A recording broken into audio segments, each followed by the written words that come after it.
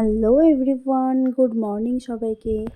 তো গোয়া থেকে আমি আমার ভিডিওটি শুরু করছি। আর আগের দিনের ব্লগে আপনারা সবাই দেখেছিলেন যে আমি গোয়া ঘুরতে এসেছি আর একটা নেভি গেস্ট হাউসে আছি। তো সকাল সকাল ঘুম থেকে উঠে না এত সুন্দর দৃশ্য দেখতে পাচ্ছি, আর এদিকে দেখছি যত রকমের আমাদের ফাইটার প্লেনগুলো আছে সেগুলো এত আওয়াজ করে যাচ্ছে। আর এই দেখুন সকালবেলা কাদের আনাগোনা। তো সকাল সকাল এসব দৃশ্য দেখতে দেখতেই না ব্রেকফাস্টের সময় হয়ে গেছে। আগের দিন ক্লান্ত ছিলাম আর আজকে একটু সকাল সকালই বেরোতে হবে। মানু কি রোদ্দুর, মানু দেখাও। ওই যে বাই বাই করছো তোকে, ওই যে বাই বাই করে দাও, ওই যে চলো। এত রোদ্দুর বাবা, বাই বাই বাই বাই।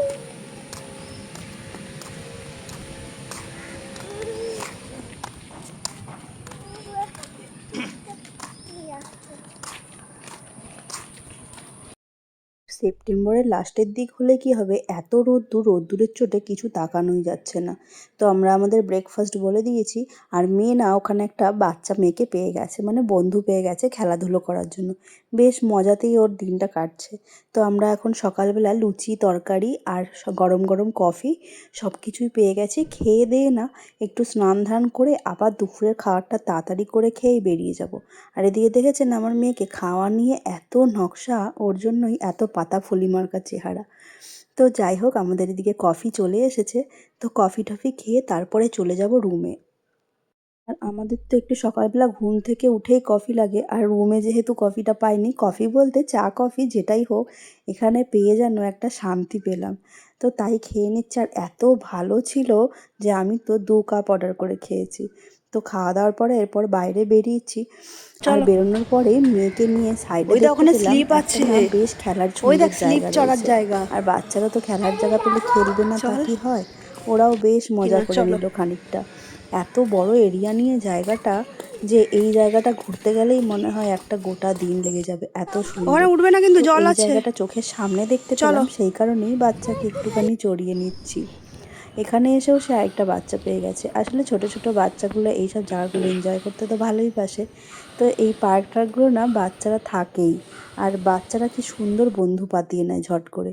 এদিকে রুমে এসছি, আর সব ঘরগুলোই যেহেতু কাঠের তাই পেস্ট কন্ট্রোল করে নিচ্ছে। না হলে তো এইসব ঘরগুলোতে এই দিকটায় বৃষ্টি বেশি হয়, তো তার জন্য পোকামাকড়টাও বেশি হয়। আর ঠিক ঘরগুলোর পিছন দিকটাই না সমুদ্রটা রয়েছে। তো আমরা এখন স্নান টান করে রেডি হয়ে গেছি। একটু পরেই না আমাদের গাড়ি চলে আসবে, আর আমরা বেরিয়ে যাব নেভির যত ফাইটার প্লেন আছে সেগুলো দেখার উদ্দেশ্যে, বা জাহাজ যা কিছুই আছে। জানি না কতটা ভিডিও করতে পারবো, কারণ ও সমস্ত রেস্ট্রিক্টেড এরিয়া, তো হয়তো বা ভিডিও করতে পারবো না। তো এদিকে আমাদের দেখুন না দুপুরে লাঞ্চও চলে এসছে। আর ওই যে বললাম না এত রিজনেবল প্রাইস, তো খাওয়ার অর্ডার করতে একদমই গায়ে লাগছে না। তো শাশুড়ি মার জন্য নেওয়া হয়েছিল ফ্রাইড রাইস আর ভেজ পনির টাইপের, আর আমাদের জন্য বিরিয়ানি। তবে এসব এরিয়াতে বিরিয়ানি না খাওয়াই ভালো, আমাদের বিরিয়ানির জন্য কলকাতাই ঠিক আছে। মেয়ে যতটা খেলো খেলো, আর বাকিটা না একটু পার্সেল করে নিয়েছি।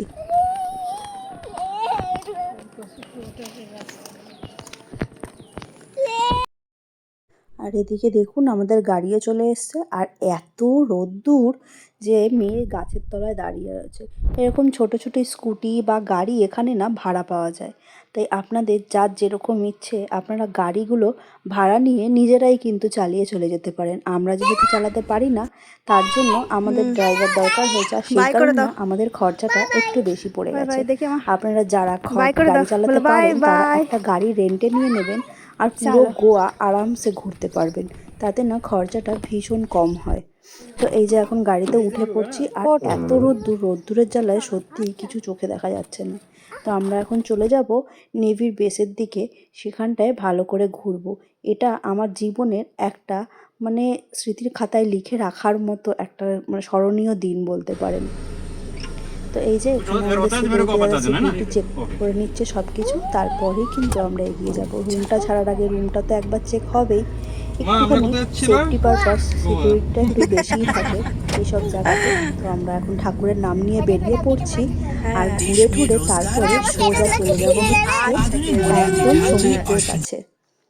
তো এই যে সুন্দর রাস্তাগুলো ধরে এগোচ্ছি, এত সুন্দর রাস্তাঘাটগুলো যে কি বলবো। আর এত বড় এরিয়া, কোথার থেকে শুরু আর কোথায় শেষ সত্যিই মেপে কুলকিনারা করা যাচ্ছে না। রাস্তাঘাট দেখে তো আমি মুগ্ধ হয়ে গেছি।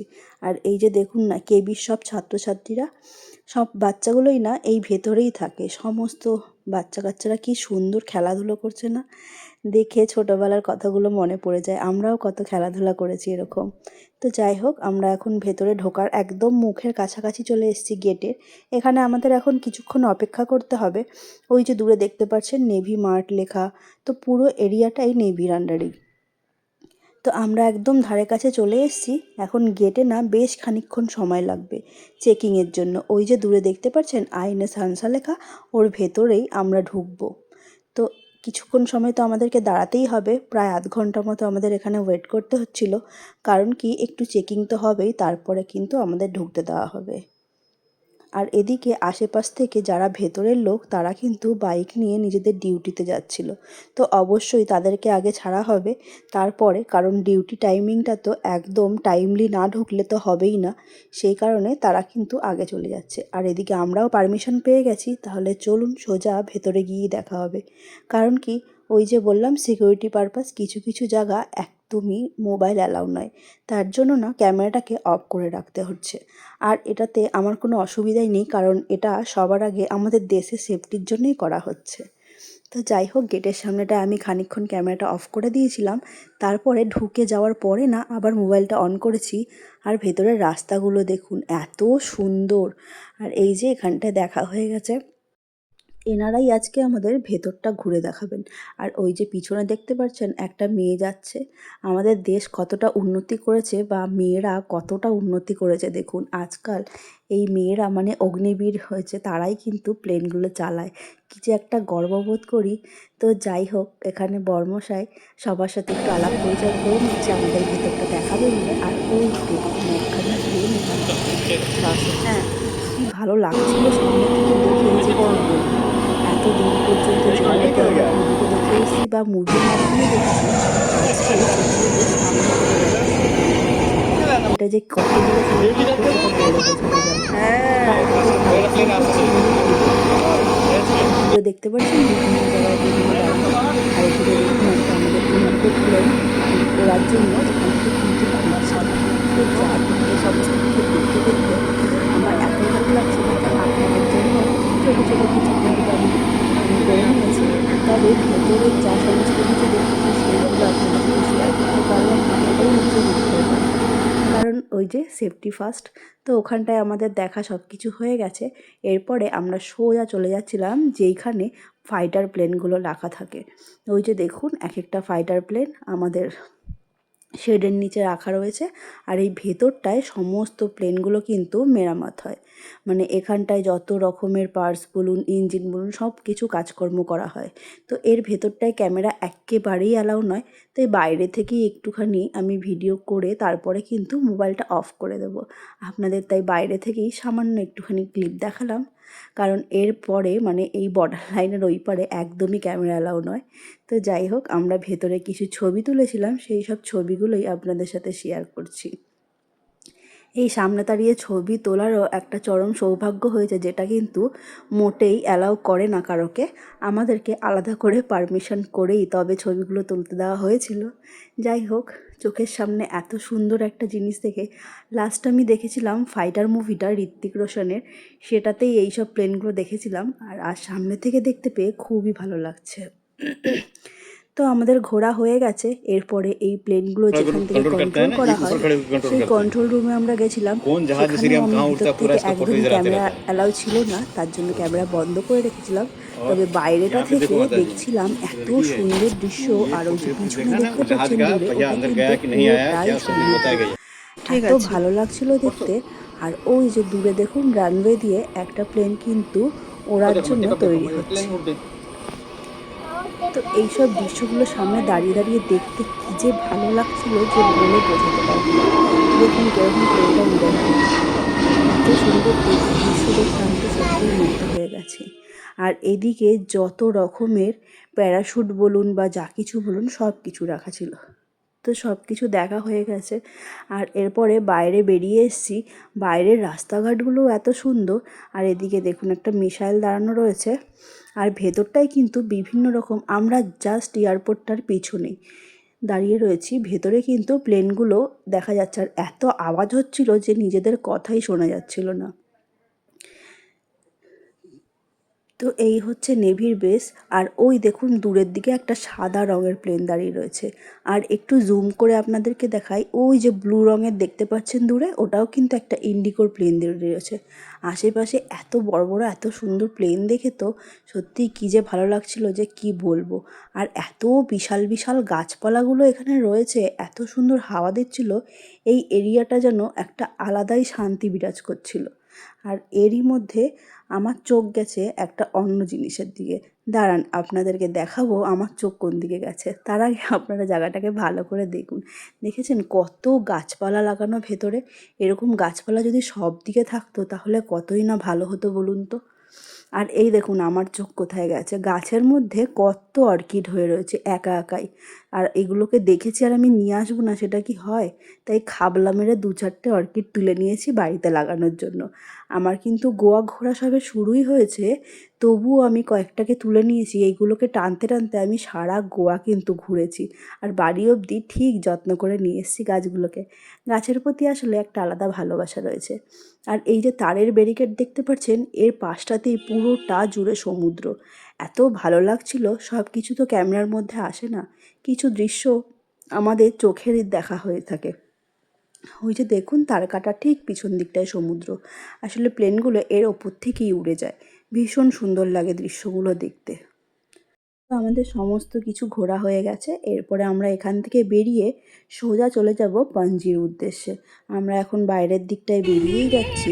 আর আজকের এই দিনটা সত্যি কথা বলতে আমার মনের খাতায় একদম লেখা রয়ে গেল।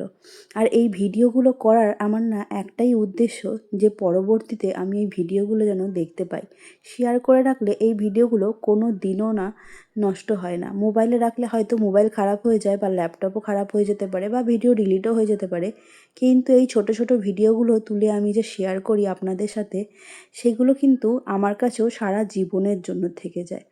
তো আশেপাশে ছোট বড় অনেক বীজ দেখা যাচ্ছিলো, সেগুলো দেখতে দেখতে আমরা বেরিয়ে পড়েছি। আর আমাদের নেভিতে ওটাই ছিল লাস্ট দিন। এরপরে আমরা পাঞ্জিতে থাকবো, তারপরে আগামী গোয়াতেও ঘুরবো। সেই সব ভিডিও আপনাদের সামনে খুব তাড়াতাড়ি আসতে চলেছে। আর এত সুন্দর সুন্দর ছোট বড় বাড়িগুলো দেখতে পাচ্ছিলাম গোয়াতে, নারকেল গাছ দিয়ে ঘেরা, ভীষণ সুন্দর লাগছিল। ছোট ছোট এরিয়া নিয়ে এক একটা সুন্দর সুন্দর কটেজ মতো করে বাড়ি তৈরি করা, এত ভালো লাগছিল দেখতে। টিভিতে সেই মুভিতে যেরকম দেখায় ঠিক সেরকম যেন দৃশ্যগুলো। তো যাই হোক, এরপরে আমি এগিয়ে যাই। আর দেখুন না সাইডে কত ছোট ছোট বিচ রয়েছে। যদি গাড়িটা দাঁড়াতো তাহলে হয়তো এই সিনগুলো আপনাদেরকে দেখাতাম। তো আমরা এখন মোটামুটি পাঞ্জির কাছাকাছি পৌঁছে গেছি, প্রায় 1.5 ঘন্টা জার্নি করে। আর এই হচ্ছে সেই বিশ্ববিখ্যাত চার্চ, যেটা আপনার মুভিতে অনেকবার কিন্তু দেখেছি। তো আপনারা গেস করুন তো এই চার্চটা কি। পরের দিনকে আমি অবশ্য বলেই দেবো এই চার্চটা কোন চার্চ। তো আগামী আমাদের 2 দিনের ঠিকানা কিন্তু এখন ঠিক এই চার্চের পিছনে এই যে হোটেলটা দেখতে পাচ্ছেন ব্লু কালারের, এটাতেই 2 দিন এখন এখানে থাকবো। তারপরে আমরা চলে যাব সাউথ গোয়ার দিকে। তাহলে আজকের ভিডিওটা এখানেই শেষ করছি। Tata, bye bye.